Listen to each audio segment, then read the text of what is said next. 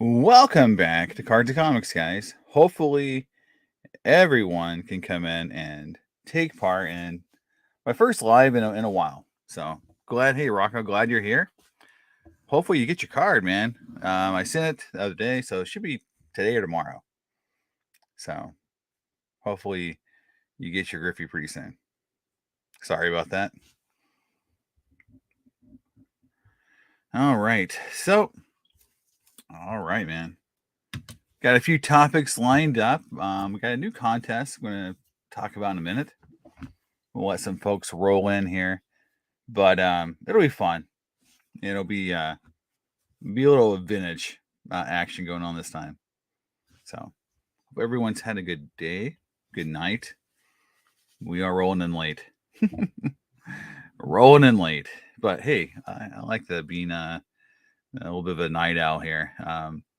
Just got done reading 176 pages of a deposition. Riveting work there. It's funny, like I'm not a lawyer, but I do a lot of things like lawyers do. I could see why it's not a fun gig for a lot of folks. All right, so I've got the banner, so I can like roll the first one here. Ah, weird. Hold on a second. Here we go. Topic.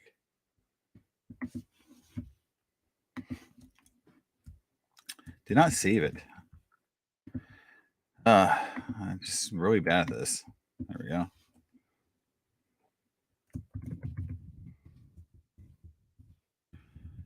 All right, I'll make sure I save my topics next time. Try to prepare, and then you do a bad job, and you feel like you're such a rookie at this kind of stuff. All right, here we go. Everyone's had a great week. It's one of those things too where we're getting close to the holidays.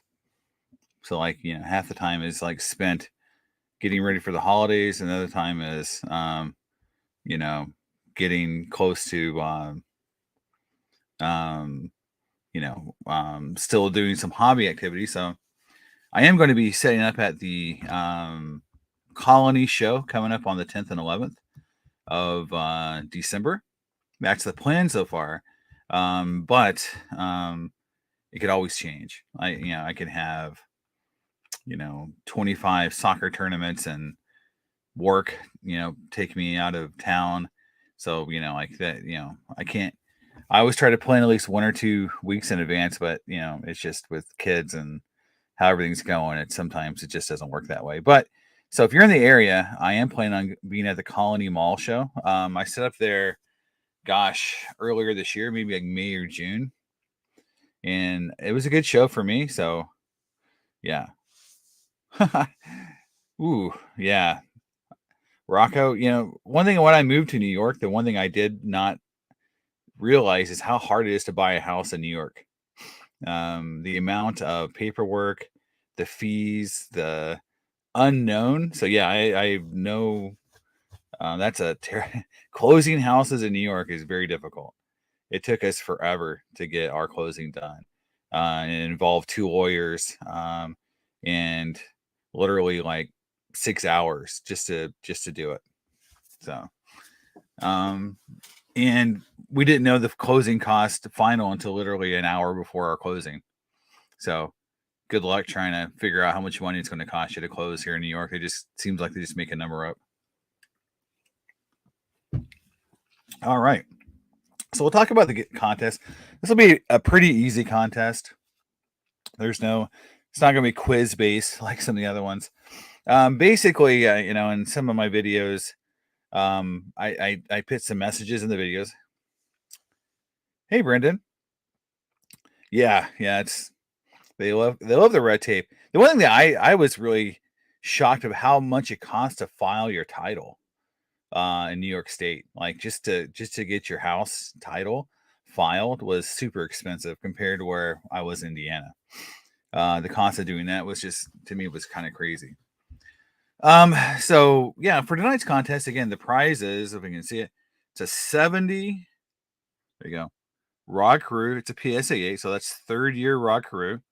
It's in a very nice PSA 8 condition.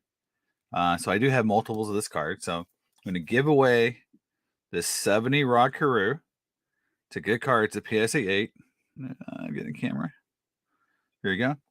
So in a video, I have put a secret message in one of my videos, and you just have to type into the you just have to type into the chat.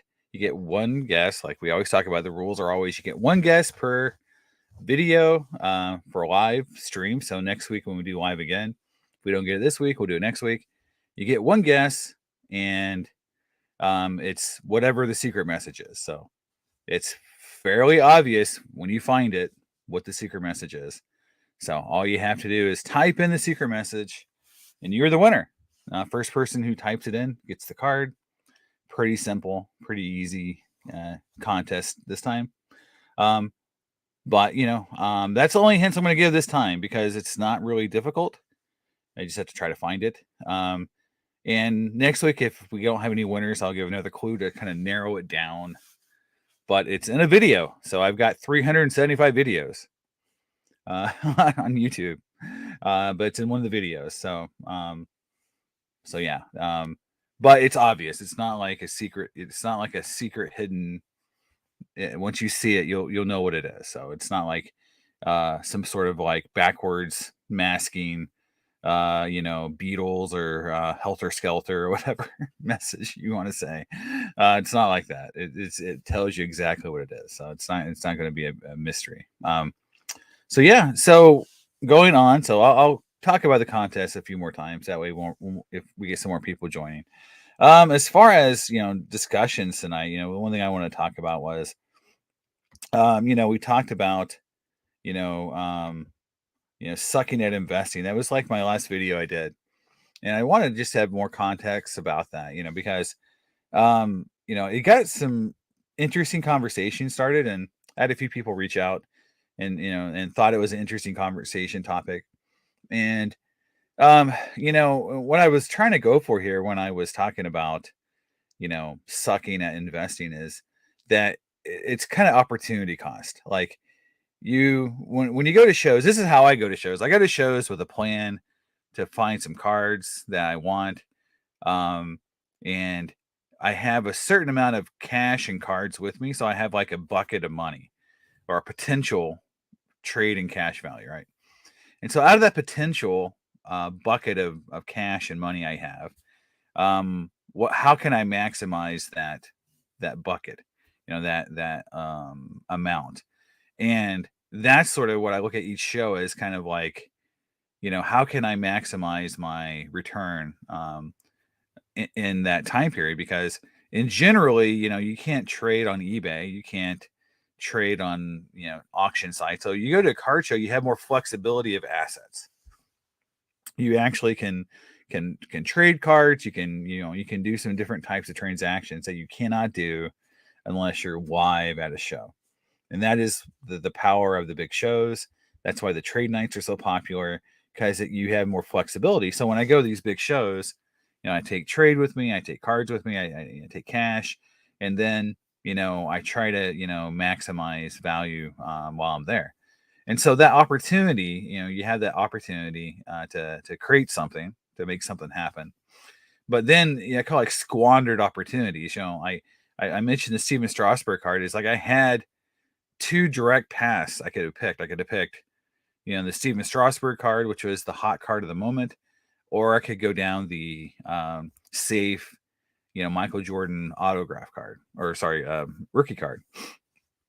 And I chose the hot new card because I just wanted to have something that I thought was cool and hot to make people be like, "Oh wow, I can't believe we have that card." And that was an opportunity loss. Like I can't get that back. I can't go back to that time period when I had the amount of ability to make that thing happen and make it happen again, because that opportunity is lost.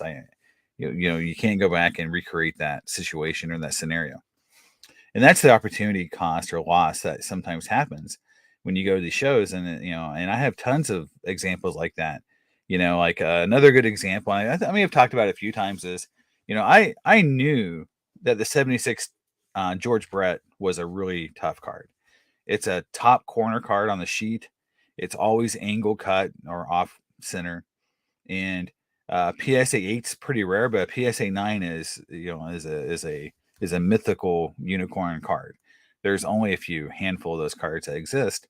And I was at a show in I think it was Kansas City or St. Louis, one of the two, and I saw a PSA 9 for like $1,500, and I was looking, we're buying, I was more into vintage at that point. I hadn't started collecting Griffey yet. And I just remember talking to my dad, because I was still in college at the time, but talking to my dad, or no, this is right after I graduated. Sorry, this is a couple years after I graduated. I remember talking to my dad saying, like, that card's really rare and that price isn't too bad. And the dealer was talking to me about it, and my dad, and we were just having this discussion on how rare the card is. And I didn't buy it, but I kept thinking about it. But the conversation me and my dad had was, well, it's a 76 card. How rare can it really be? In 10 years, there's probably going to be another 200 grader or whatever. We were talking ourselves out of it. And, but knowing, that card, its placement on the sheet, historically, just how rare that card was, it's gone up tremendously in value, and it's a really rare card today. But I could have picked it up. I thought about picking it up, and I just didn't pull the trigger. And those are just those opportunity losses. And those are the things you kind of remember. And I do. Someone in my video did state, like, what if, but there's times when you make good choices, right? And those are the ones. Those are the things you kind of like. Oh, it's almost like you say, "Whew, thank God I did that," right? Because, like, you don't want to keep making every decision to be terrible, right? Because at some point you kind of lose faith in your or just like collecting in general. If every time you go to a show, you end up trading off all your good cards for cards that go way down in value, I think most people would eventually start to question either what they're doing, or if this is the right thing for them to do. So yes, there's times when I did go to shows and had great shows and picked up the right cards at the right time. I think 2018 National was probably my high moment in my life, in terms of just getting, going in like with a laser focus and not being so concerned with. And 2018 was the first time I really told myself to quit just buying pirate cards, and focus on more Hall of Famers, and be more broad in your approach. So in that National, like, before 2018, I really wouldn't buy Mickey Mantle cards. I wouldn't really, I wasn't focused on Hall of Fame rookie cards as much as I should have been. So, like, I just ignored some things that I could have bought more of.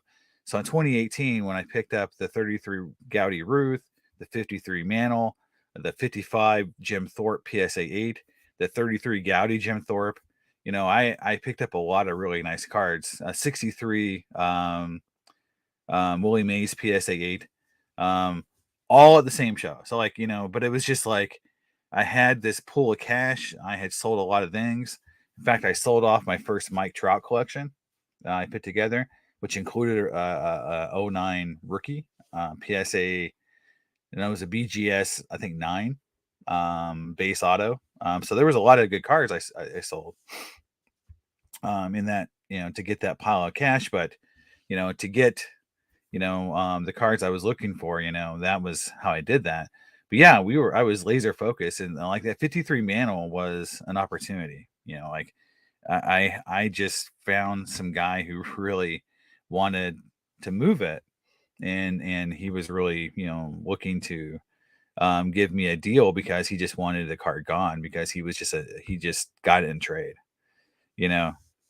Another thing, I remember being at the Chicago Sports Fest in like 2009 or 2010, before I moved to New York.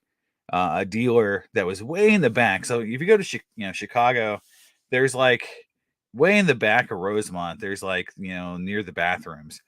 Those tables hardly ever get a lot of traffic, right? And some guy got stuck way back there, and just not a lot of traffic, and so he had a bad show, and he had 2 cards I ended up buying from him.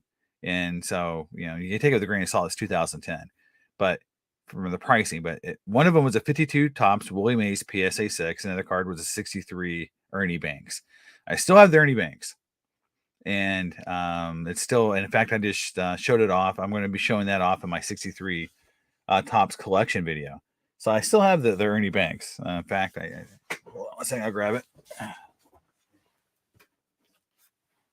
So I just did a video I haven't published yet on my 63 Topps set that I'm building. So this Ernie Banks card came from this dealer. This is the same card. So it's an older grade. You can tell because it's got the, no 85.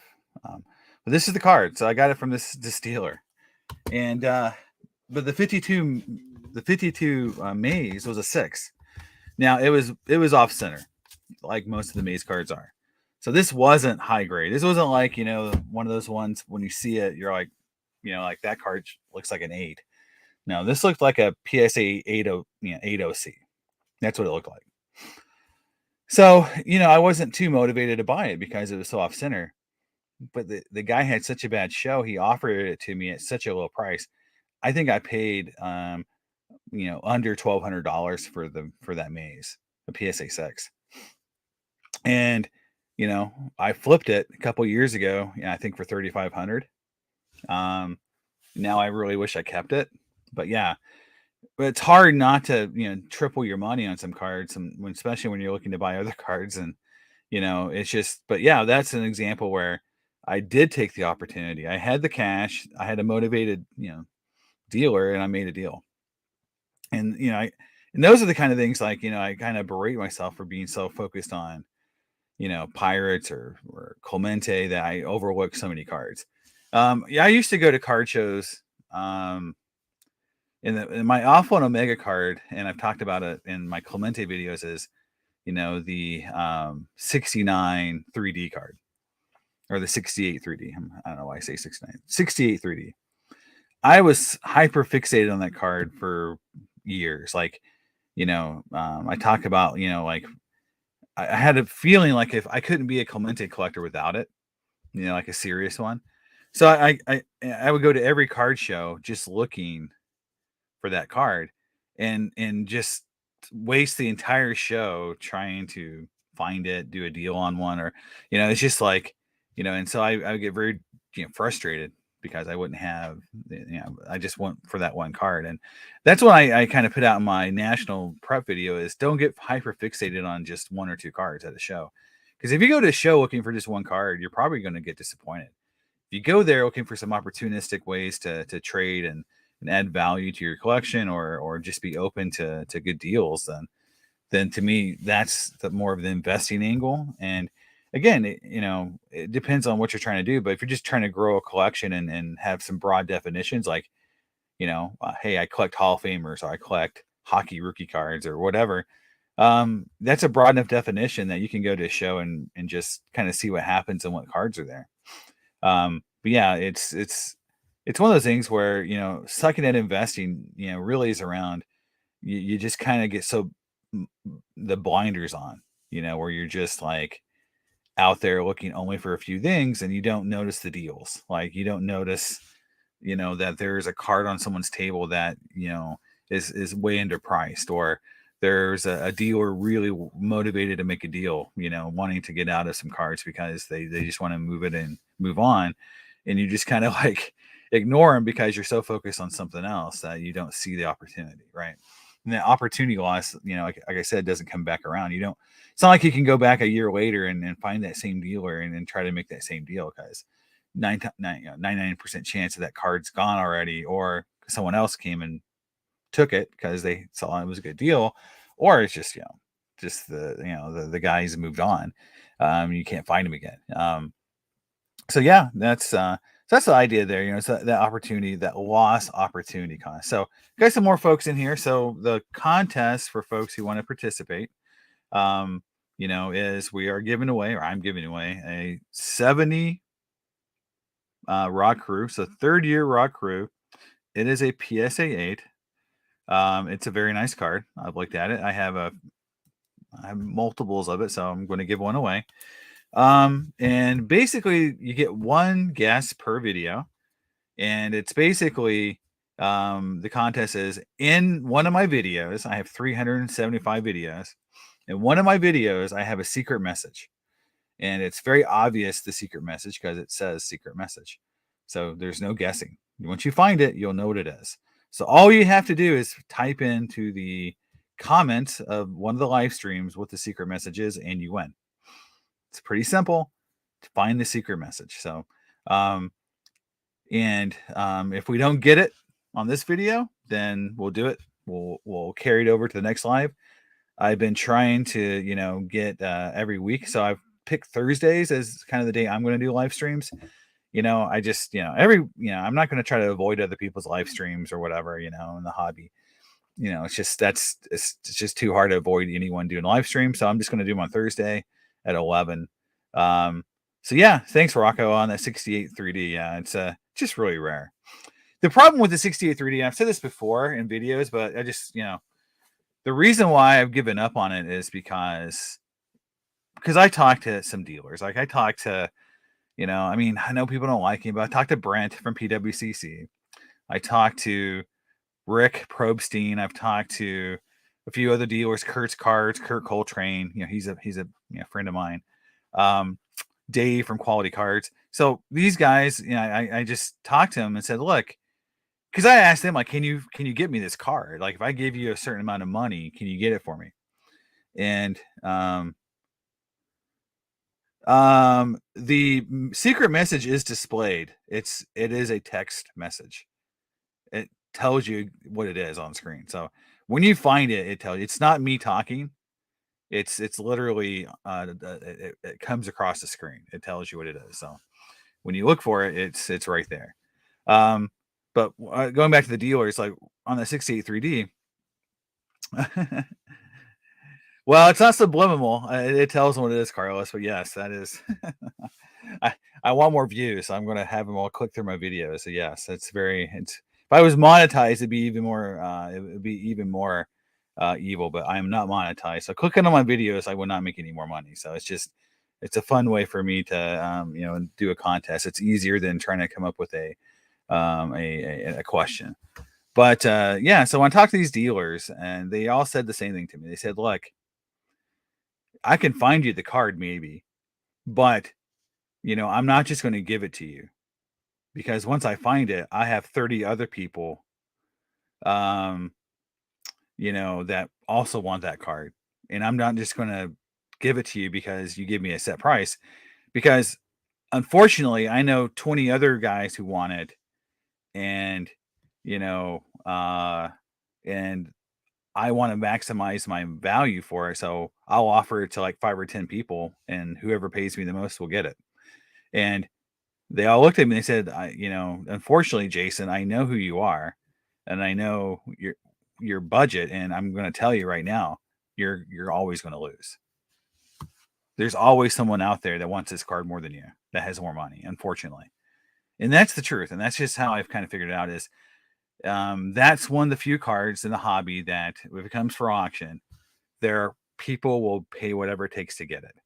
Now you could shill it up, I'm assuming, to some level where you can't afford it, but no matter what the grade is, it's just, I've tried 6 or 7 times to get it, and it just never works out. The best example is I went on there was a 6 that was for sale. I looked at the past price that was sold. I think it was like $3,000 or $4,000. I had $10,000. Like, I was going to go 3x what the last one brought, and I was outbid. Like, it went past $10,000 within the first 2 days of a 5-day auction or something like that.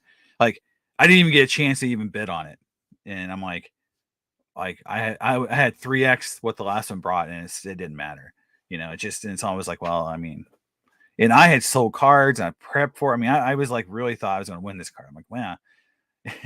Just, and so after talking to the dealers, I really understood, like, it's just not going to happen.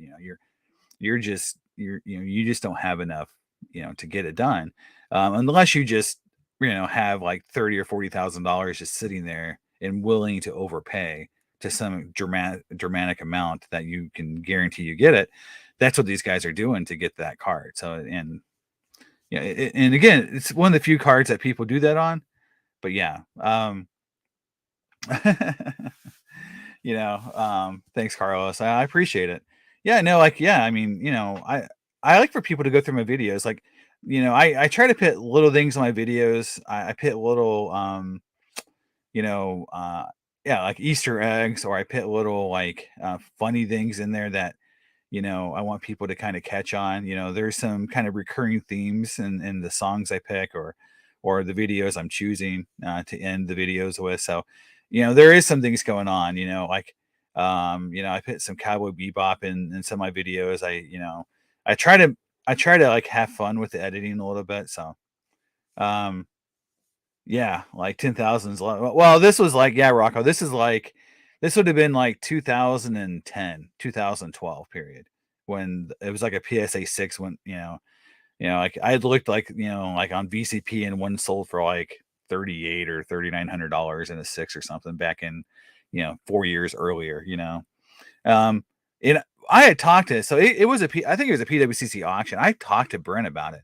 I asked him, like, what do you think this card's going to bring? He said $10,000. You know, um, oh, you can't see the screen, Rocco? Oh man, I'm sorry. That sucks. Yeah. Yeah, unfortunately it's in writing. Yeah, that's unfortunate. Um, yeah, because it's a visual thing. Um, so, but hey, I will be doing more vintage as far as my next giveaway. So sorry about that. Um yeah, like, that's unfortunate. I don't know if there's a way to do voice to text, or yeah, I mean, it displays right on the screen. Now, from a clue perspective, um, it's a meme that's part of my channel. So like, from a clue perspective, I will say it's something I've said before on this channel quite a bit. Well, not quite a bit, but it's been in some of my videos, and it's sort of a meme that I've talked about. So like, when you see it, you'll be like, okay, well, you've said this a few other times about the hobby, or about certain things in the hobby. So, but next week, if we don't get it this week, I'll give you more clues, and that way, and I'll give you a clue, Rocco, that you'll be able to maybe get from listening to past videos, because it's something I've said in the past. So, it's definitely something that I've talked about, and from a personal bias standpoint of things I don't like about the hobby. Uh, but yeah, like, you're right though. The 68 3D, like, but I talked to Brent about it, and I said, how much you think? He said 10. He said $10,000 to $12,000, and I think it sold for 16 or 18. I didn't get close. And this was a time period when I didn't have a lot of funding. So like, I actually, and this taught me a big lesson too, would to not prep the way I did for that auction. I actually sold stuff before the auction to have the cash available to buy it. So I got rid of my part of my collection just to get enough money to buy that card. Um, and then I didn't win it. And I talk about it, I think, in one of my earlier videos, is that's when I almost quit the hobby. Like, that was the time period where I almost quit the hobby, because I know it sounds weird, like you're kind of, like I was being a baby and just, I didn't win a card, so I'm just going to quit. But you got to remember, like, I was of the opinion that I couldn't be a Clemente collector, which is really all I was doing at the time, unless I had the card. And then I sold like part of my Clemente collection to buy the card. Then I didn't win it. And then I'm like, well, what do I do now? And one of the ideas was just quit. Well, you sold like 5 of your main cards, to buy this card, and you didn't get it. And like, why don't I actually considered really quitting. And I did take a hiatus for a little while too. I mean, I did go a couple months where I didn't really do much in the hobby because of it. But that, it was very painful as a collector, because that's the only card I really have ever really had that sort of like relationship with where it's pretty unhealthy, where you've put so much effort into acquiring that one card, that it's almost like an unhealthy relationship with that card. It's like an abusive relationship almost with the sports card, and it's not probably a good place to be in, when you get that obsessed. So that it made me like reevaluate the hobby a little bit. And also, like, that's where I came to, like, I feel like the scene in Forrest Gump where Lieutenant Dan goes swimming in the ocean. After the storm, I kind of had that moment of clarity where I'm like, I can still be a Clemente collector and not have that card, and I'm still can be okay.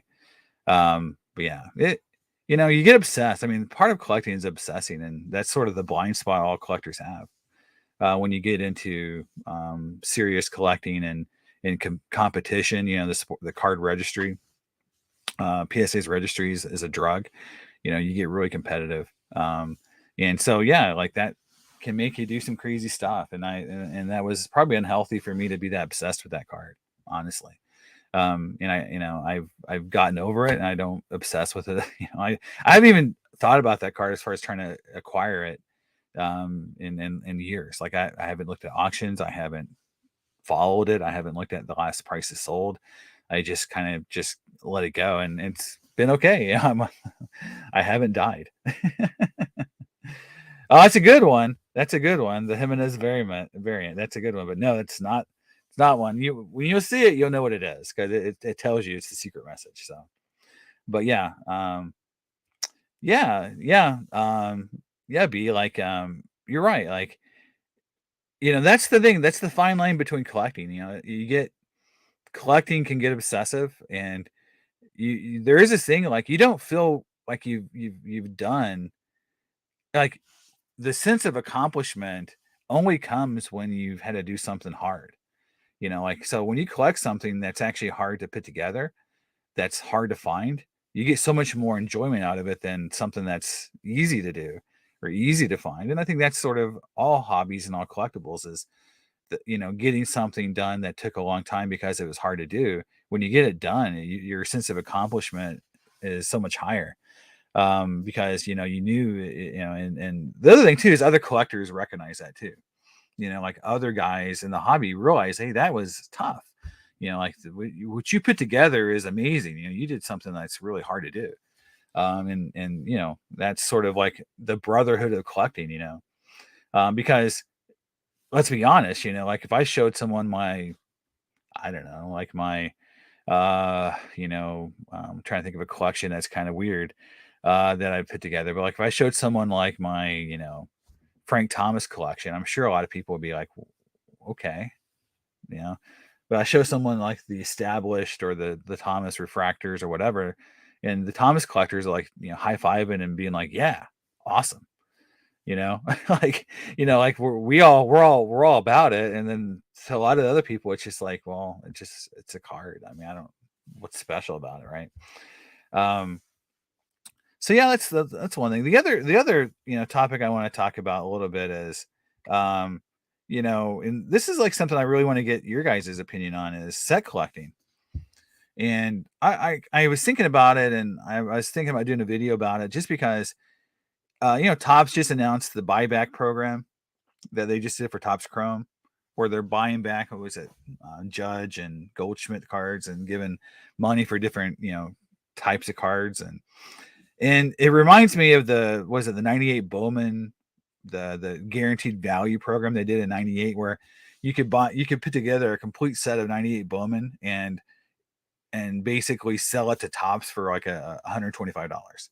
So like, the set was always going to be worth guaranteed at least $125. And it got me thinking, like, you know, from a hobby perspective, set collecting could be a major boost to the hobby. And if I was a company, if I was Panini, Topps, Fanatics, PSA, SGC, man, I would be pushing the hell out of set collecting. I would definitely be wanting people to put sets together. And I thought about it, like what would I do in the hobby if I was like, someone in the hobby who had some power? to make changes, what would I do to encourage set collecting? And one of the things I thought of was like, let's get rid of like Tops, get rid of your complete sets, you know, and then incentivize like have a thing where okay, the first 1,000 people who complete a set and send it in, or scan like QR code or something, like do something to show you have the full set, you get like an extra 5 cards, right? You get like or bonus cards, or you get something, right? Um, I think people would really, it's kind of like achievements, right? If you think about how Upper Deck encourages you to buy packs on Upper Deck ePack, you get achievements, you get to level up cards. So like if I sent 5 base sets to Tops and got back a foil set, right? Would people do that? I think they would. I think you would find that people, if they could, get a special set, a special card, a special pack, an autograph for completing a set, you know, um, I do think that you would see people, looking for base cards again. You would see people wanting to trade, and it would become a thing, right? To level up these cards. I think ePack does a great job of promoting that aspect of kind of pitting full sets together and trading. There's a huge trading community on ePack. So it definitely could work because it's working there, right? But that's got a forum to do it. It's all electronically. Can it do it with physical product? Can you do that similar idea with physical product? That's the question. What do you guys think? Do you think, like if you could put, if you put together 5 base top sets and got a foil set, or you got like a limited edition, like autograph set, or if you got something back for it, would you do it? And I don't know. I mean, I think a lot of people buy a lot of wax already. And so for some people, it'd be like, well, I build 5 or 10 sets a year anyway and sell them on eBay. So, it doesn't, wouldn't be much for me to do that. For other people who just buy, singles or whatever, would it make them buy more wax? Would it make them buy, more lots of singles on eBay? I mean, it could drive some things. And then, from a, a PSA perspective, they could seriously up their game on the set registry in terms of rewards, in terms of trying to promote the people on that registry, because you know like the rewards you get from PSA, and I haven't seen them in a little while because I haven't been active on the registry. I've just started to update my registry sets the last couple months for the first time in like 6 years. But you used to get a certificate. So like, let's say you had the greatest 52 top set on the registry. You used to just get a little piece of paper saying that you were the set of the year or the number one set. And like, so like I spent $10 million to build my set and register it, and all I got was this piece of paper, right?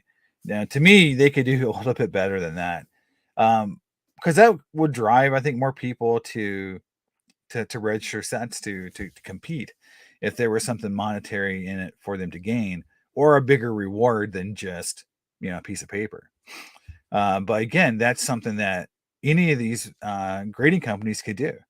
It's not just PSA that can do this, but we've seen no others, SGC, BGS, no one's really entered in to this incentive. Yeah. I mean, a piece of paper wouldn't, yeah. I mean, I don't compete for the piece of paper, right? I compete for just, like I don't even compete. I just register my sets just to see, just to track them. And then also to kind of see, you know, what's out there, like who has sets that are like 8.5 or above, or who has sets that are 9 and above, and if that guy wants to sell his cards, then maybe I can buy a few of his cards. But I know I'm not going to be number one on any of these sets, because that registration set competition for the sets I do is so intense, and unless you have like almost all 9s and 10s for these vintage cards, you're like in the mid, you're in the 20s or 30s for most of your sets if you're 8 or above. So I don't think I'll ever be in the top, for like Clemente sets, but like, Madzarowski, which I have some sets for him, like I could be in the top 5 because there's like 10 people who have a set. Um, you know, but yeah, like I feel like, there's something there. I think, from a registry, from a set building perspective. And I think, you know, i- this is something that could make the hobby more sustainable long term, because the biggest problem with the hobby, and we're all saying it, is that no one really wants the cards that aren't special. No one really wants base cards. No one really wants even, um, the stuff that's just super common. And it's like, how do you make that super common stuff special? Well, grading was our first chance to make it special. And in the 90s and 2000s, PSA did a great job of convincing people to grade their 81 tops cards, their 83 commons, to try to build registry sets. And then it sort of kind of fell off, especially when grading went kaput and the prices went way up. Who's going to grade an 81 tops card common if you have to pay $45 to get it graded, right? Um, so I'm reading Tom's comment here. So let's see here.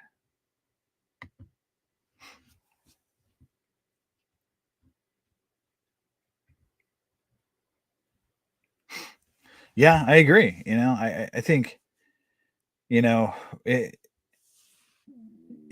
I think if you had, these sort of, I call leveled up completionists as well, like where you have, let's say there's Tops has a base set plus six, insert sets.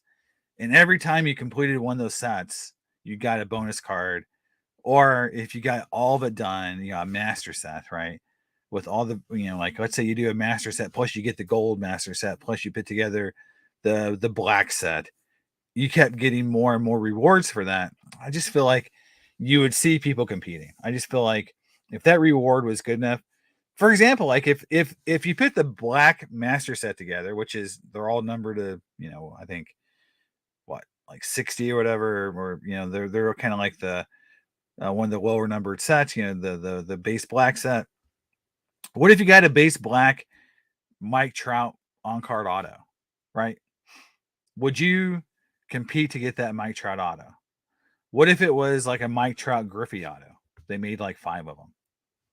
Would you compete for that black set just to get that Trout Griffey auto? And how much would that cost Tops to do that?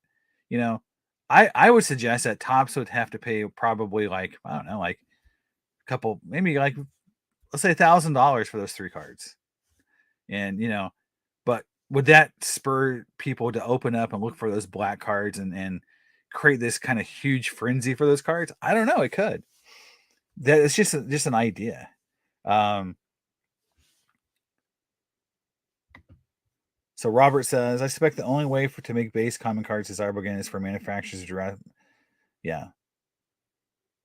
Yeah, I agree with that. I mean, I think this is almost like a way of limiting the sets, like I was talking about before, is like if you get rid of the complete sets, make collectors build complete sets out of packs, limit the amount of sets you have, and limit the printing of those sets, and then have some sort of like buyback program where you're saying, okay, you send us 5 complete sets, and then we'll send you back 1 foil set or something like that, right? Then all of a sudden, base cards become a commodity. They become a currency, right? And I do feel like, you know, um, that it could definitely help this hobby. If there was more churn at the low end, where people were doing something with those low end cards, other than just get them graded or throw them away.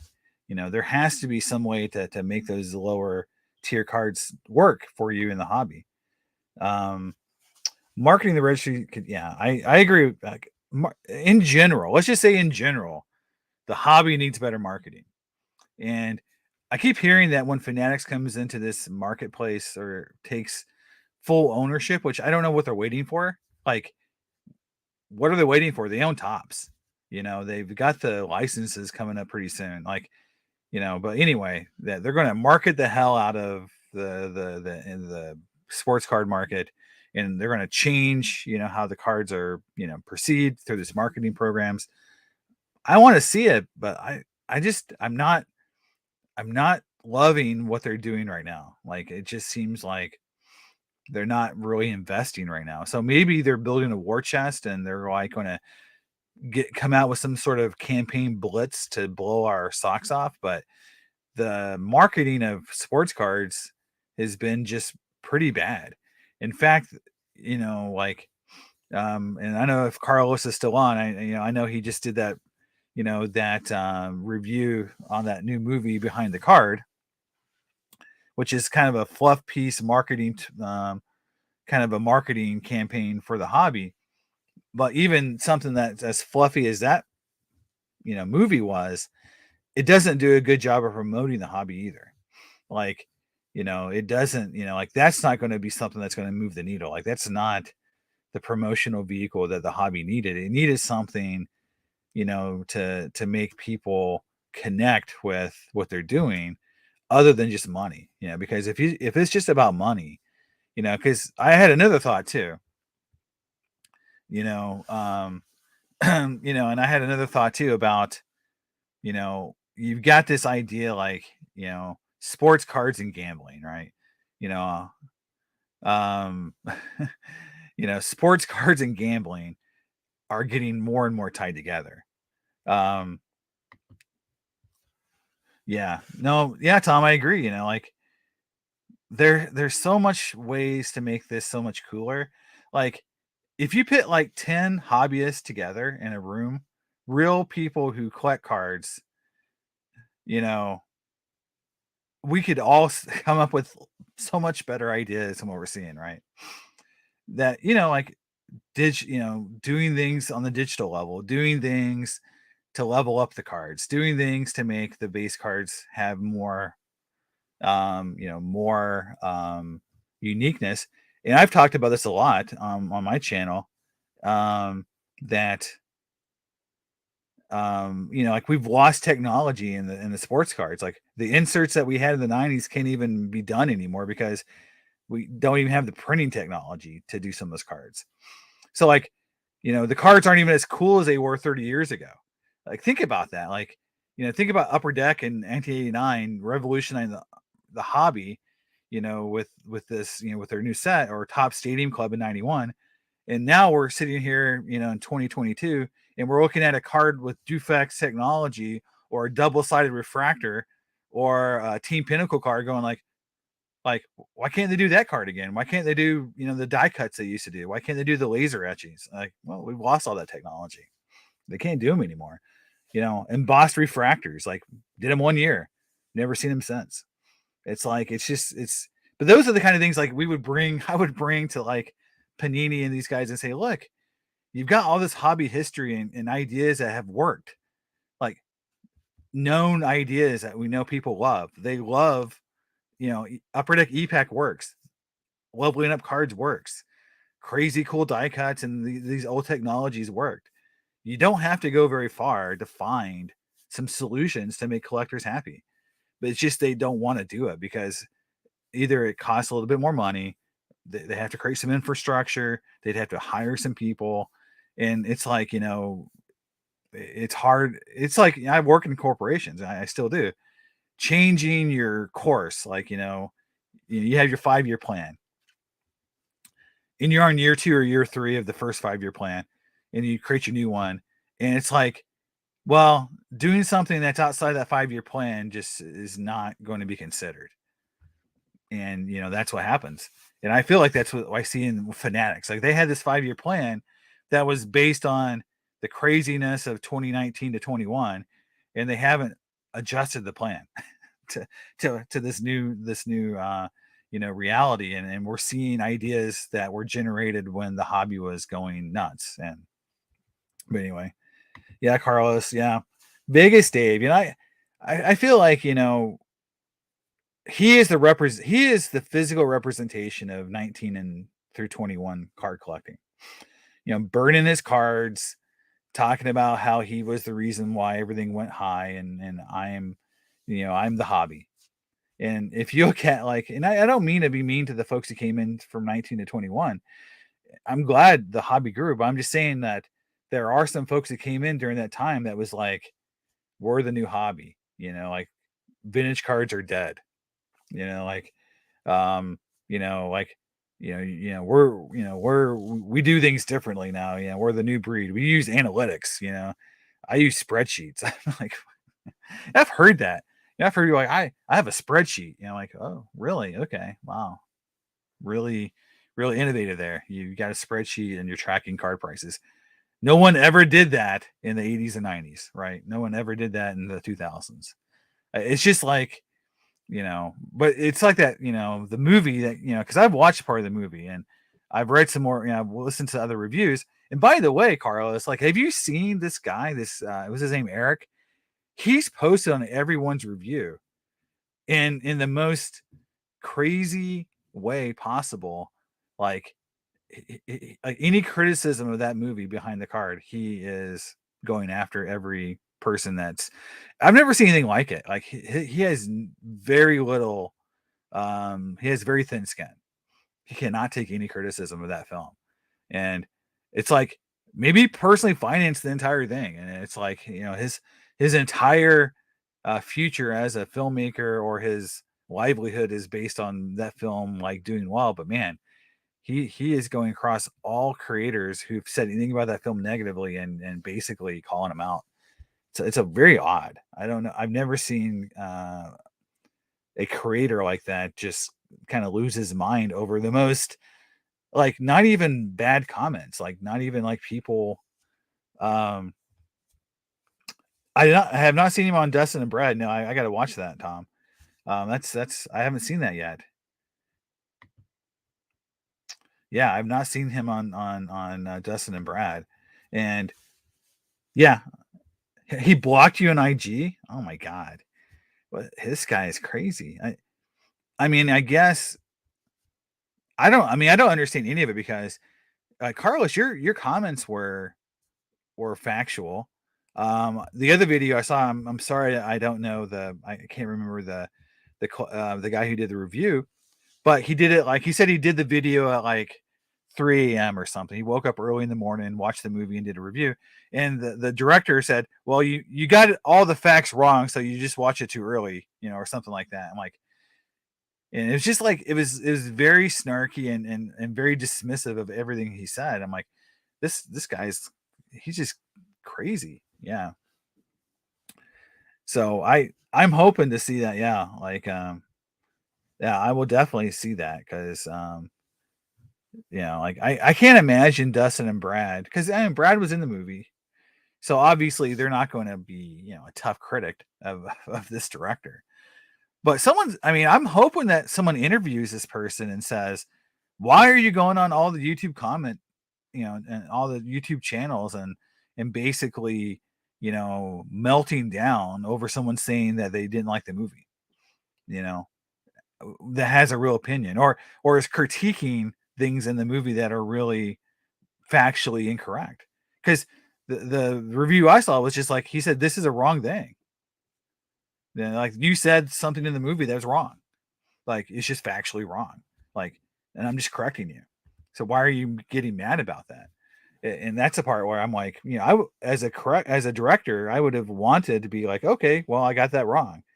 Maybe I'll, like, I'll put a disclaimer. Like he mentions, like, Jeff Wilson was promoting his own, was it the fractional share company that he helped found, and there was no disclaimer in the video that Jeff owns part of the company, right?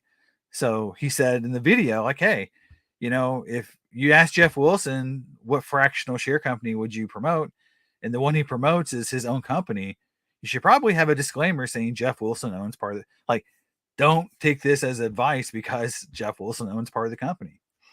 And he didn't do that. And so the guy was just, saying that was a factual thing you should have said. And it's just weird. I don't know. It's very odd. Um, yeah. I will definitely tune in Friday, Carlos, because I want to hear what people are saying about this guy. It's and I'm not trying to be like dismissive of his effort because I'm sure making a movie like that is hard. That's probably and to your point, and what I've seen in the movie, it's not like he shot it on an iPhone and edited on with his Microsoft Windows editor and put together some sort of like crappy movie. He put a lot of effort into it, and everyone has told him that. It's just like but the content of the movie has some factual problems and it's dated. The information isn't accurate anymore because the hobby's moved on from where this movie is based. And so, but he doesn't really want to hear that because he says in his video, and Carlos, this will probably you'll recognize this. He said, since the guy said he didn't like the movie, he wrote, "Well, you just told 1,000 people not to watch the most, like the the best promotional tool for the hobby that's come out ever, or something like, basically like you just told 1,000 of your followers not to see something that's going to grow the hobby." And I'm like, wow, that's very pretentious to think that your movie is going to do something like that. That like you making a movie about the hobby was going to move the needle. And but just like having that, you could, I don't know, like maybe that's like what people were telling him, like this is going to be a major impact to the hobby, and maybe that's what he believed. But it's very odd for me to see all these comments because no one else I've seen in this space has ever done anything like Ken Golden gets crucified all the time. He's not going on to people's channels being like, you got that point wrong, or like you're an asshole. Maybe he's doing with the was it not card porn, but the other guy, sports card, yeah, sports card live, or those guys, But so yeah, just on the hobby, so um as far as like again, for people who tuned in late, again, I'm doing a giveaway. I've got a card here. It's a Raw Crew third year PSA 8. It's cool card, nice card, and the you can win the card. All you have to do, you get one chance to write in the comments. I have a secret message in the video, and it says it's in script. It says this is the secret message. If you type in the secret message in the comments, you win the card. If you don't, you have to do it in the live. And if you don't do it during the live session, it's no problem. We'll just do it next time. Next live, you get another chance. And so it is a way for people to maybe click on some more of my videos. But I've been very happy. And one thing I want to talk, just a little bit about is my engagement on my videos has been much higher. And I don't know if that's because of the Carlos effect or not, but I have seen more engagement, and I feel very happy, where I'm at as a creator, and you know, and I feel like you know, even though the hobby's contracting, and I'm not getting as many, I'm not getting as many subscribers as I used to, on a monthly basis. But I feel like my interactions, the comments are more meaningful. People are actually watching the videos and asking questions and interacting. So I feel like that part of it has gone really, really well, and I'm really happy. I really want to thank everyone who does interact and ask questions and wants to, be a part of what I'm doing. I just really appreciate it, because there was a time a couple months ago where I was getting very little interaction, like no comments on videos, and just it felt like it was kind of like very like an echo. No one was there on the other side, and that side, and that's really gone the other way. So I really appreciate it. And Carlos, I really appreciate you helping me out, putting me on your channel. So that was really, really fun, for me. And I know, hopefully it didn't drag your channel down too much. Yeah, Tom, yeah. And, I get, I've said this in the past about Jeff, we're going to all have to kiss his ring if as he's going to be the alpha and omega content creator because he basically finds himself. He finds himself, created studio. He did it first. You know, so like, yeah, I understand, the idea of Jeff being kind of like this person we all have to kind of kiss the ring, but um, as a documentarian, you don't have to, you know, have Jeff be, like so much part of your movie, right? You could, I think the critique that I like the best about the movie was it could have been, they could have just talked to a lot of kids and um, collectors and had that part of the hobby as much in focus as the people making money. And so I think that's where I think I would have liked to seen a movie that talked about what people were collecting, why they were collecting, what they liked about the cards, and like they could have done more of that, like small collectors, like going to the guys who have all the big cards. I mean, it just felt like it was so top heavy. Like it went to the spear, the tip of the spear of the hobby, not the base. And that's how it looked like. I think we all do. I mean, so Carlos, like, I was going to ask you a question. I know you're on. Yep, I agree. If they make fluff pieces, but have you actually had any interactions with Jeff? I have. I've had two or three. So I've had my own interactions with Jeff, and they've never been bad. But but it's definitely interesting when I've had conversations with him.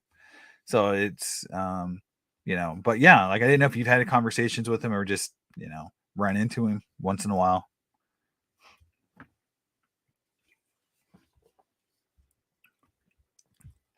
So I agree.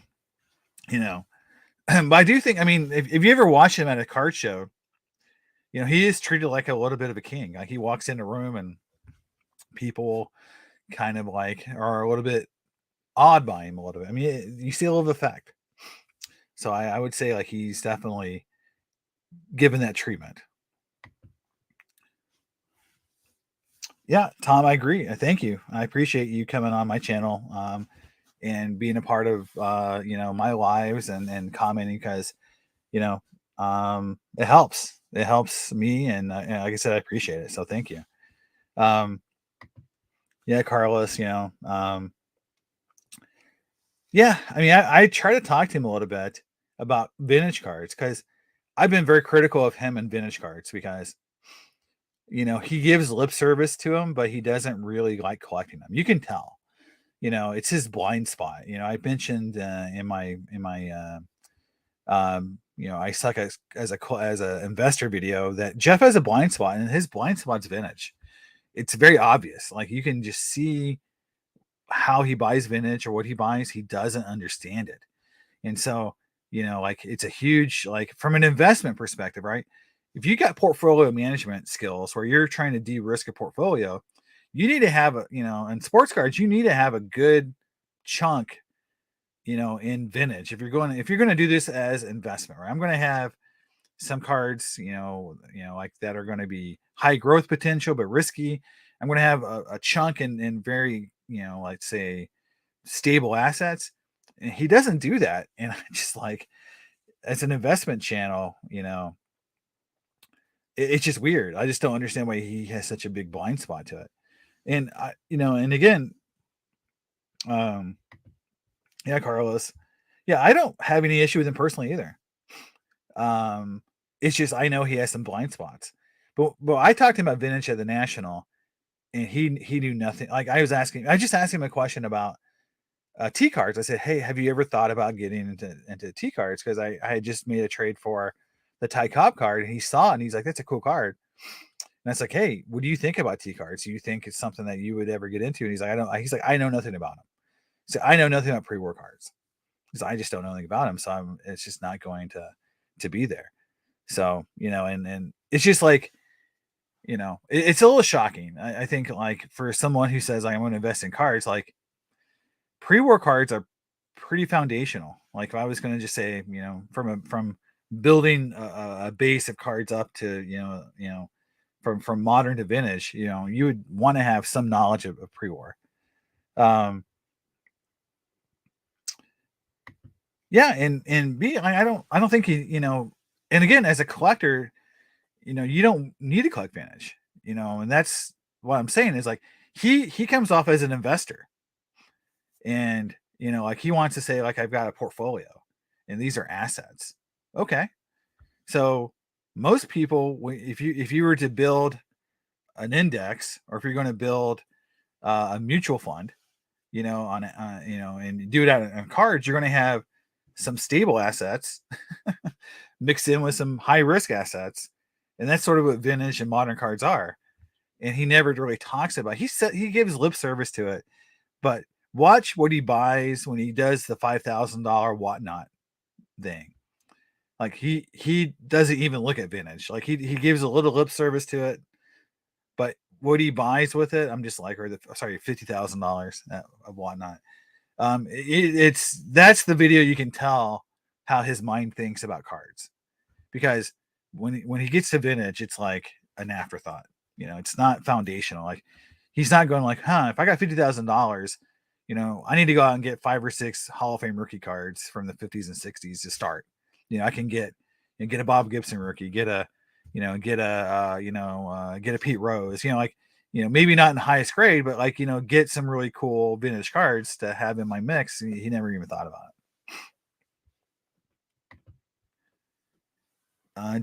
Rocco. Jeff has a blind spot on vintage because he lacks the knowledge. True, he doesn't. He told me that. And it takes time to learn. And he uses advisors, right? So Jeff has other people tell him what he should do, and so that is very obvious. Like he is getting advice from his group, and Ken Golden and people like that. So, and take that with a grain of salt. I don't know if I've given you my T-Pain story where I posted on one of the Jeff's videos, and he basically came at me and was like, very, very unprofessional for one of his crew members, because I didn't say anything that was really negative. From a personal standpoint, I didn't take he attacked me personally in the video, in the comment section, and I didn't attack Jeff personally. I just said, the content wasn't good, and I told him like it's very professional to attack another YouTube creator on YouTube personally when they're not, it's I just critique the video, and he apologized on Instagram to me, which is really weird. That was my one interaction with T-Pain was or Teapot. It was Teapot, T-Pain, whatever his name is. Yeah, be like, yeah, I agree. I mean, I just talked about my thing too. Yeah, whenever I've done high risk, I've lost. I mean, I had a bunch of Andrew Luck cards, coming from Indianapolis, and I crapped out on every one of those. That's sort of with the modern cards. That's why I quit collecting pirate cards, pirate rookie cards, because the only one that's really panned out has been Garrett Cole. Tayon, I guess, is okay. Some of these guys have had okay careers, but Garrett Cole is probably going to be the only Hall of Famer out of all those players I collected. And I spent probably, $15,000-$20,000 on McCutcheon and all those guys' cards, and only one of them's going to be a Hall of Famer. And I don't mind buying pirate cards, but I'm not going to spend 15 or $4,000 or $5,000 on a pirate card of a rookie who has never played a game. I'm just not going to do it anymore. I just this too much of a boom bust for me to do that anymore.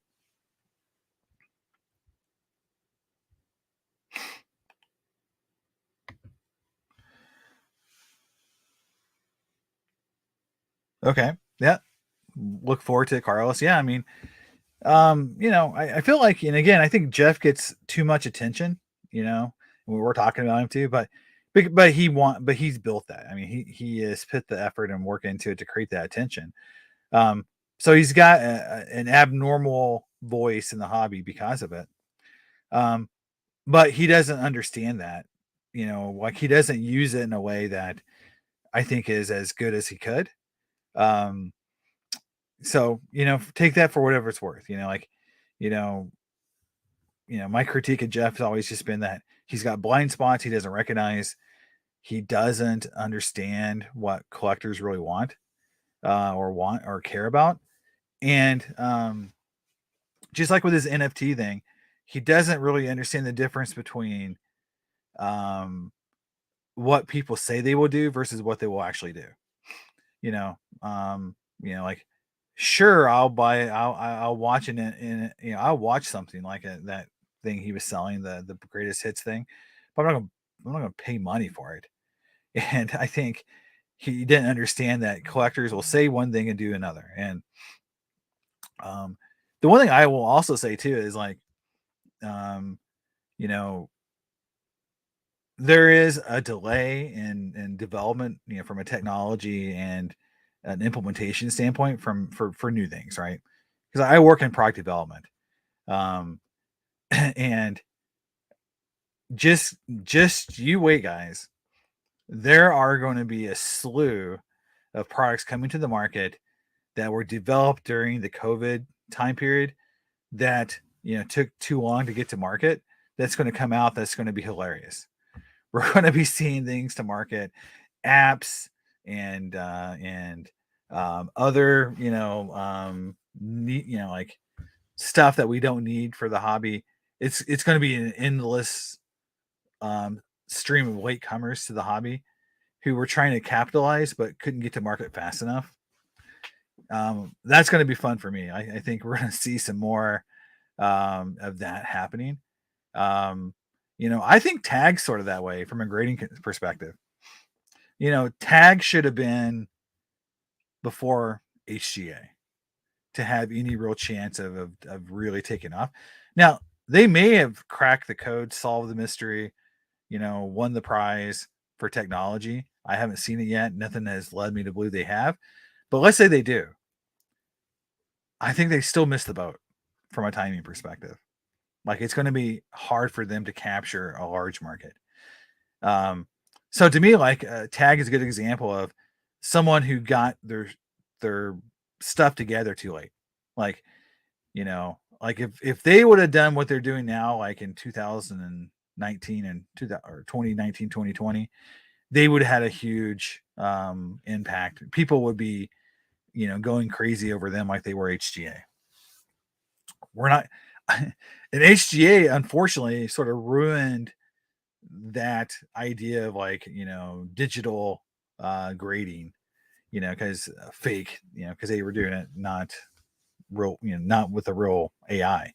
But Tag, like, is a good example of like these companies that are going to start coming out now and they're going to miss the boat. Like they're kind of like, they're kind of coming into this market after it's tanked and all the money's gone.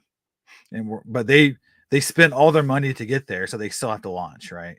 So that's going to be interesting to me to see companies coming into the market that have basically missed the window, because some of them may have good ideas, and that's, I want to see the good ideas, but it's also going to be to see kind of like them kind of like kind of flail their arms, kind of like this guy's video, like, this movie. If this movie came out in 2021, that just popped, versus 2022, where people are more negative about the hobby, would he have gotten, let's say, more people to be like, it is more true, like what's in the video and movie is more true, versus now. I think, again, I think the movie came out too late, honestly. Yeah, I mean, I'm assuming, Jeremy and these guys are in it to just sell, to flip it. I mean, that's the only thing that makes sense to me. Like, I would not put money in a grading company if the whole business plan was to be a grading company, right? So, Brendan, like, I can't imagine that anyone today is going to open a grading company thinking that they're going to overtake PSA, SGC, BGS, CSG companies. Two of those companies, or three of those companies, have some corporate, strength behind them. money wise. SGC has a lot of collector love and fan base.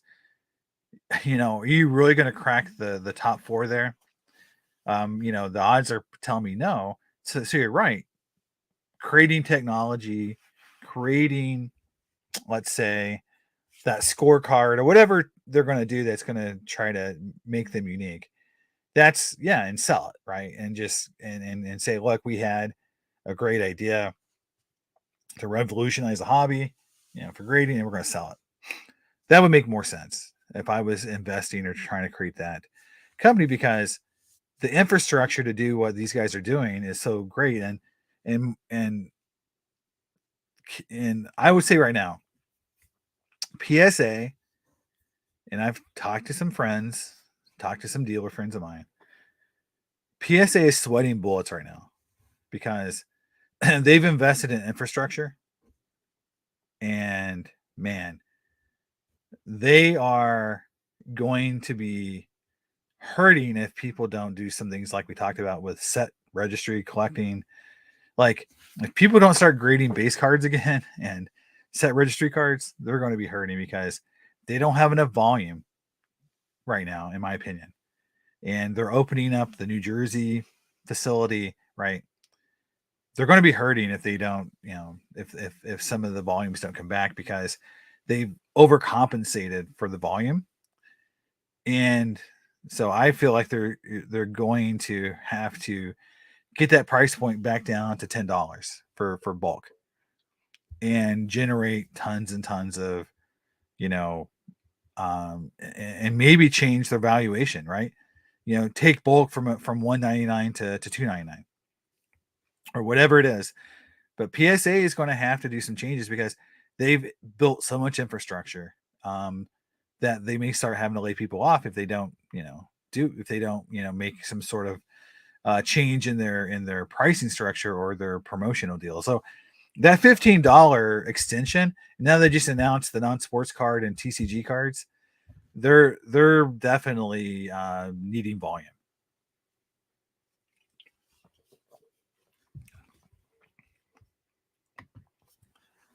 Carlos, yeah, Senator Fallon was honest his last discussion. 10 million. Okay. Yeah, the question I have with these guys is, how much IP do they own? Like, how many patents do they own?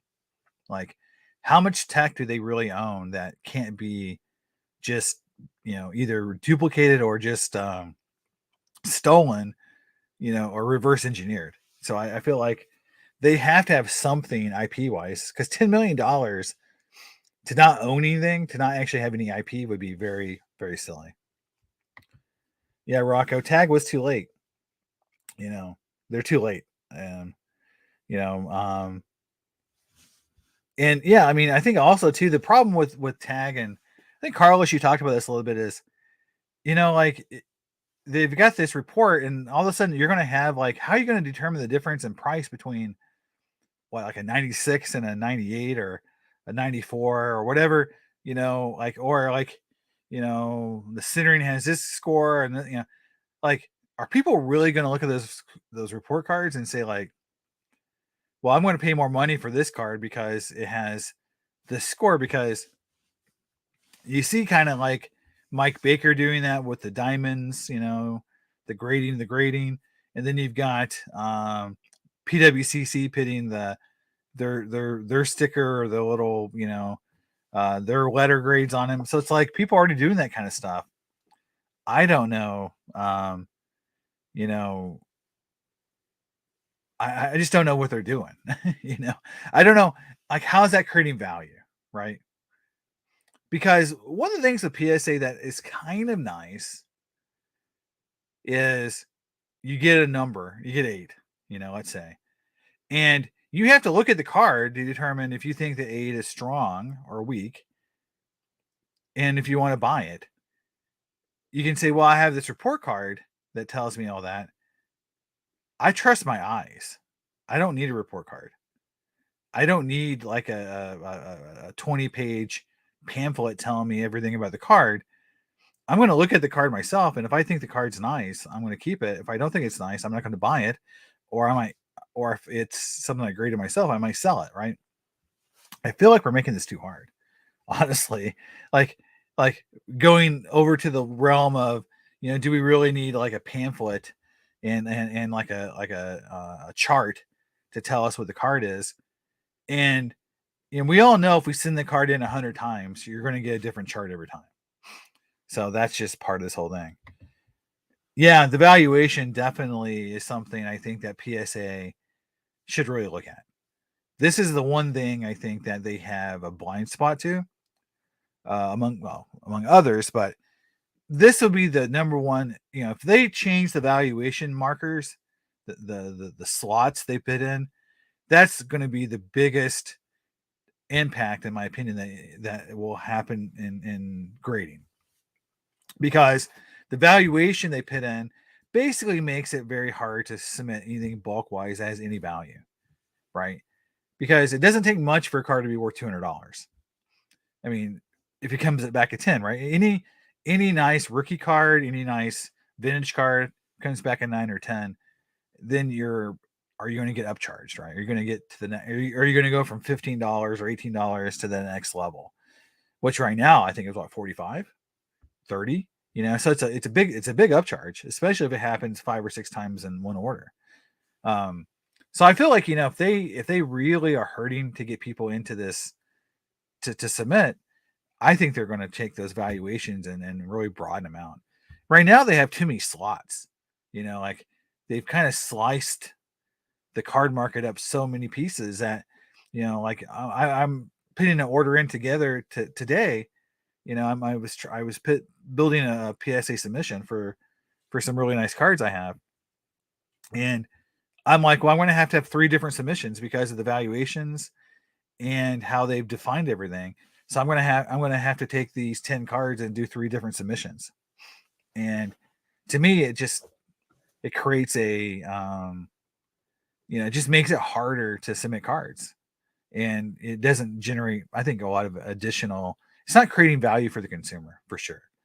It's their way of trying to make more money, obviously, but it doesn't help us. And I think, again, SGC, the thing they do well sometimes is having more simplified way of submitting cards and making it simpler to use them. But I think PSA will fix it. I think the one thing that is very true about PSA, and I know for folks who don't like PSA, is PSA generally will fix stuff. If it becomes a problem long enough, they will kind of reverse course. So we'll see if they reverse course on some of these tiers and valuations.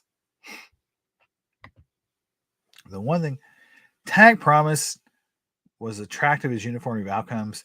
The claim that you get the same grade over and over if you submit the same cards, that's attractive compared to PSA. I agree, Brendan. Like that would be when I say cracking the nut, solving the code, winning the prize is yes. If they can prove historically, statistically, scientifically, through a documented, process. And so I'm, like I said, I do research. I'm a scientist. Our first standard. So when I look at variability, when I'm doing a testing method, we have different standards, but like USDA, 45 samples minimum, 45. That's the USDA standard for testing. They're like, hey, if you want to do a test, do it 45 times. That tells you if you have some variability. My internal standard for my team when we do analytical methodology testing, 100. Start out with 100, look at your variation, start with 100 samples, build your database, get to 1,000, get to 10,000, right? So if they can prove statistically with the same card or through different analysis scientifically that they get a very low standard deviation of grade, let's say grade scope or grade creep, where they're within a very tight standard deviation that's much tighter than every other company. That's solving that problem, right? and it's up to them to prove that. I mean, I think that's the one thing that they're saying, and they're saying their technology does, but they have to prove it. They can't just say like, well, um, we know our technology is better because it's grounded in better technology and science principles. That's great. Prove it. Do a research paper. Have an independent study done. You know, in science, that's what we do. We say, look, I'm gonna actually do a bunch of research. Then I'm going to bring an independent person to come in and duplicate all my research and issue a paper that's peer reviewed. And then the scientific community will then review it and say, yes, that's what this means. That's sort of our process to say something's true or not. They could do the same thing. They could say, look, we've scientifically proven that our technology works. And do they have that ability? I'm not sure, but we'll see. I mean, they're making a lot of statements and a lot of things that they say is true. And if it's true, it will be impactful, right? That will make them worth something. Someone will want to buy them. Someone will want to use them for grading. So yeah, I agree with that, but they have to prove it. I mean, just saying, that it works doesn't really cut the mustard because, you know, so far we've never had that ever work in the hobby. The one question I'd always have with computer grading is this: grading the card accurately is only one step. The other step you have to do is verifying that it's authentic, right? So making sure that the card is real is much different than the card is graded accurately, because you can accurately grade a fake, right? And so step one is the card not, yeah, is the card real? Step two is, has the card been altered or trimmed, altered, messed with to some extent?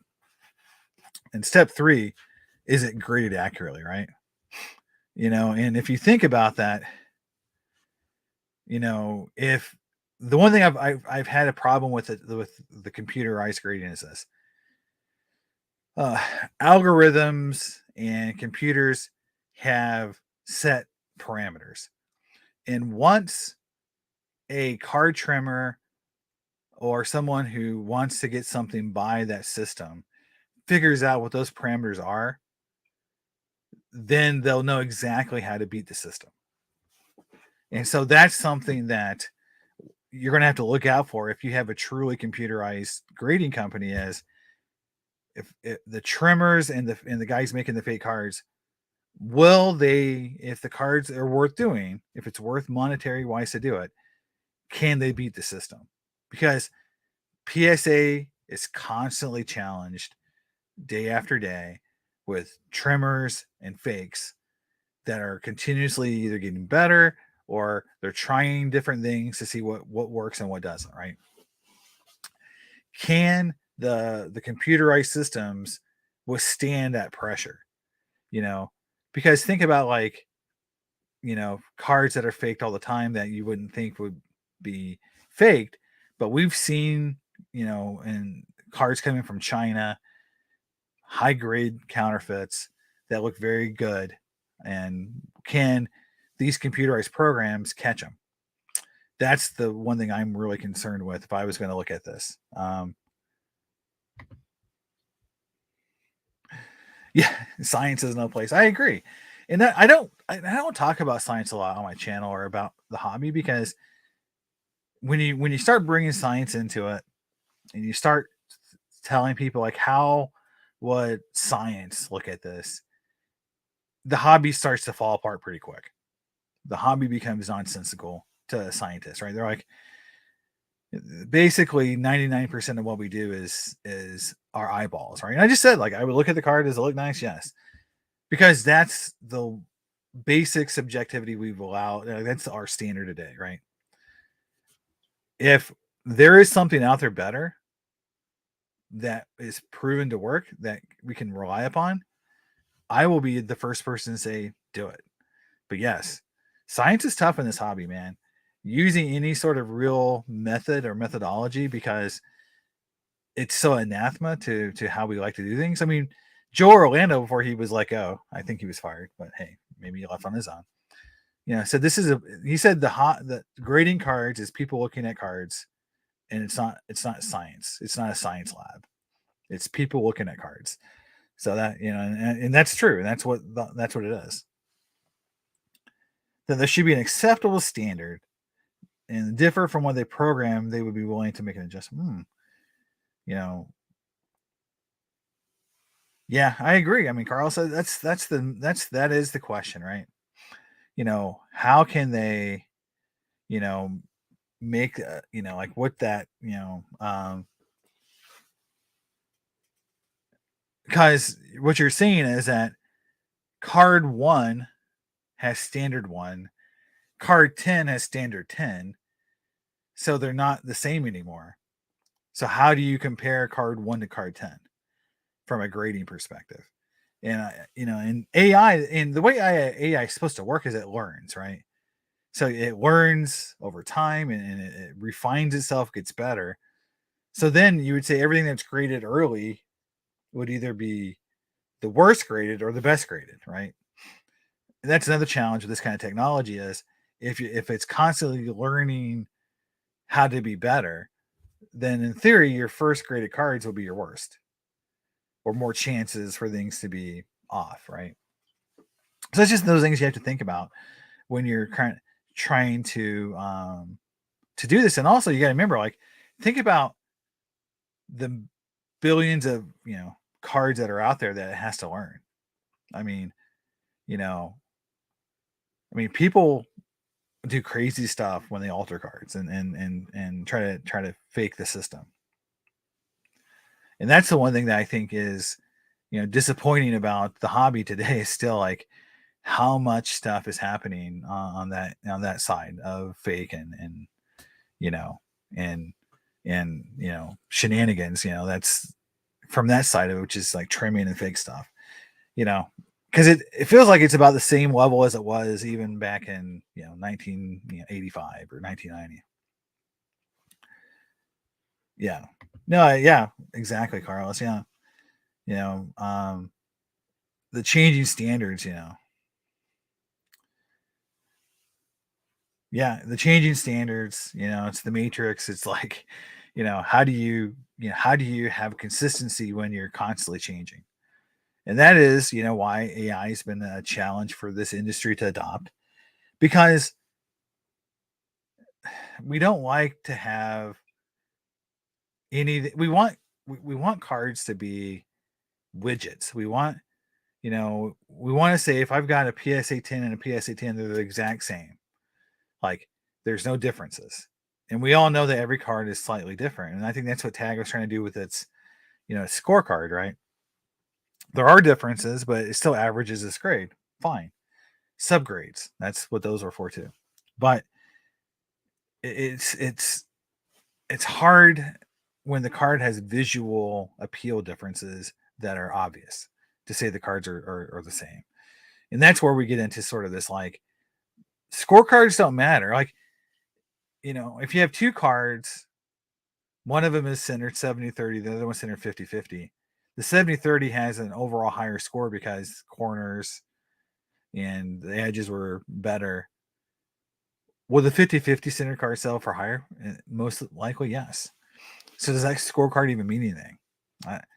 It's just those little things like that, make the hobby very difficult to be this analytical about it. Yeah, the 2050 AI graded card. Yeah, by then, hopefully we figured it out, and you'll have the bestest graded card ever made of Michael Jordan.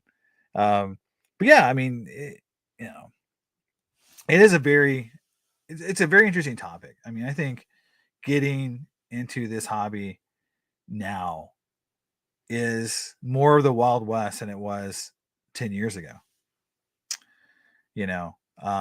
Because of technology changes, because of the Fanatics and Tops and Panini deals, other sports becoming more popular. So yeah, it's like, it's a lot more interesting to me, today than it was in 2017 and 2016. Honestly, it is more interesting. I'm not saying it's better. I'm not going to use the term better, but it's a lot more going on.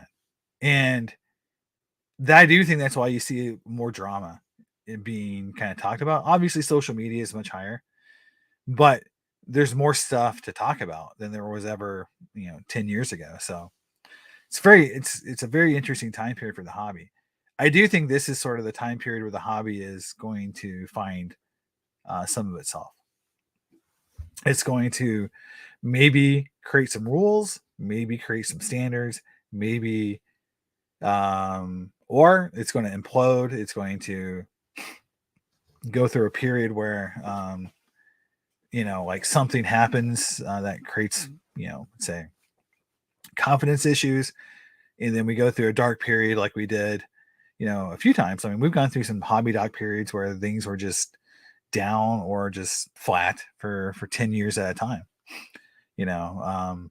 So yeah, I mean, you go either way. I don't think any of us know which way it's going to go.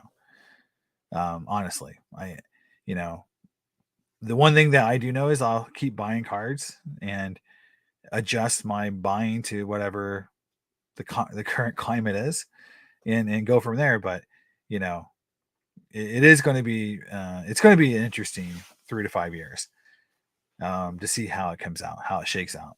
So so I'm gonna probably sign off. It's a little late here. It's 12:30. I'm not like Carlos. I don't do the 3 a.m. content as well. I got to get up and finish my depositions tomorrow morning, so I got to get that done.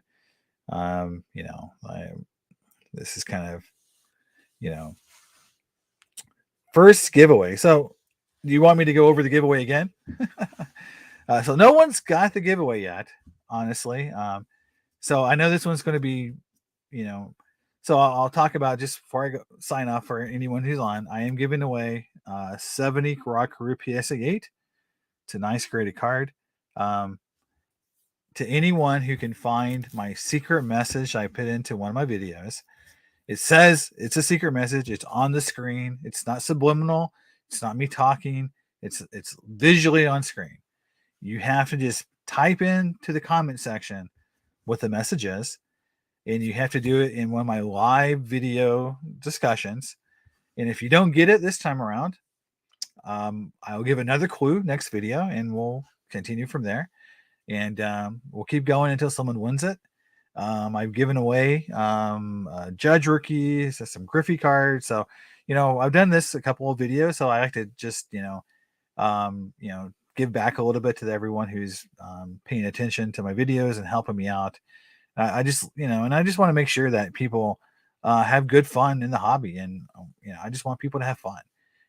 I'm not going to do, I told some folks in some videos I'm not going to do the new. I'm not going to be doing content that's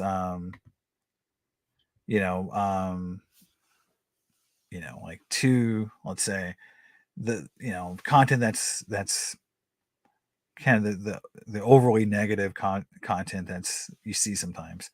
And I'm not saying negative content's bad. I'm just saying I'm going to be focused more on hobby content. So that is what I'm going to be focused on. So if you want to see more collection videos, box breaks, giveaways, things like that, that's what I'll be focused on. But I'm still going to be talking about issues. So we talked about a lot of issues tonight. The hobby isn't perfect, but I'm not going to be focused on that, as the 90% of my channel for sure. So, but yeah, so look for the message. It's there. It's obvious. It's a meme that I've said a few times on my channel and in other videos. So that might be a clue for some folks who watch some of my videos, where I try to be funny a little bit. So it's in one of those videos. I had a good guest. There was a good guest from Brendan. So, folks that have watched some of my videos, I do make fun of some things kind of over and over. So it's going to be that. But yeah, good stuff. Thanks, Carlos, everyone. Have a good night, and I really appreciate you guys. And I'll see you next time, and I'll be posting a video tomorrow on my 63 top set. So hopefully you guys want to watch that, and I'll see you next time, guys. Thank you very much. Appreciate it.